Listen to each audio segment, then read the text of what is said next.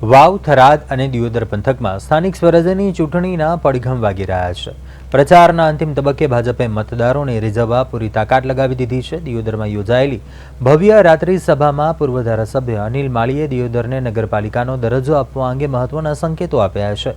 બનાસકાંઠાના દિયોદરમાં ધારાસભ્ય કેશાજી ચૌહાણની પ્રેરક ઉપસ્થિતિમાં ભાજપની એક જંગી રાત્રિ સભા યોજાઈ હતી। આ સભામાં પૂર્વ ધારાસભ્ય અનિલ માળીએ સ્થાનિકોની વર્ષો જૂની માંગણીઓને વાચા આપતા જણાવ્યું કે દિયોદરને નગરપાલિકાનો દરજ્જો મળે તે દિશામાં ભાજપની આખી ટીમ કાર્યરત છે। તેમણે મતદારોને આશ્વાસન આપતા કહ્યું કે તમારા દિલમાં જે વાત છે તે અમારા દિલમાં છે। અમને આવનારા સમયમાં દિયોદરનો ઉત્તમ સમય આવશે।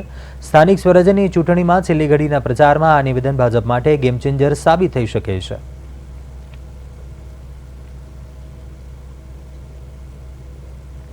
દિયોદર જિલ્લા પંચાયત અને તેના નીચે આવતી 5 તાલુકા પંચાયતની ચૂંટણી સંદર્ભની મીટિંગ હતી।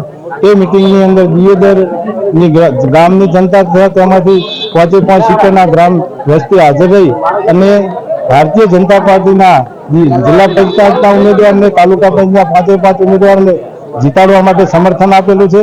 ભારતીય જનતા પાર્ટીએ કરેલા કામોને જોઈ અને પ્રજા જિલ્લા પંચાયત તાલુકા પંચાયતના 5 ઉમેદવારોને જંગી બહુમતીથી જીતાડશે એવી મને આશા છે।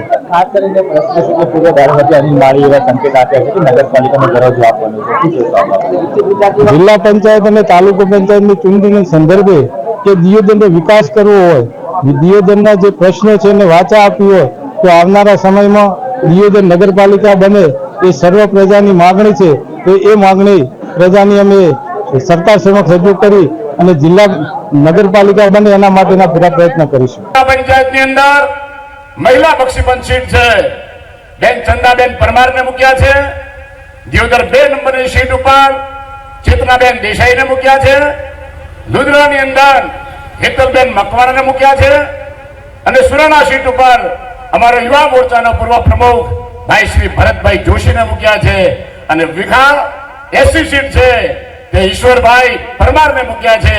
આપ સૌને વિનંતી કરું છું કે 26મી તારીખે ભારતીય જનતા પાર્ટીના નીચે અને ઉપરના બંને ઉમેદવારોને કમળના નિશાન ઉપર મહોર મારી બંને અમારા ઉમેદવારો નીચે 5 તાલુકા પંચાયત અને જિલ્લા પંચાયત છે આપ સૌ જીતાડો એવી વિનંતી। પત્ની જैसे चेतनाबेन सुमाभाई चूंटनी लड़िया से भाजपा में सक्रिय कार्यकर्ता था। पार्टी हमारे बक्षीपल्ली सीट ने कारण हमारे यहाँ पसंद थी है।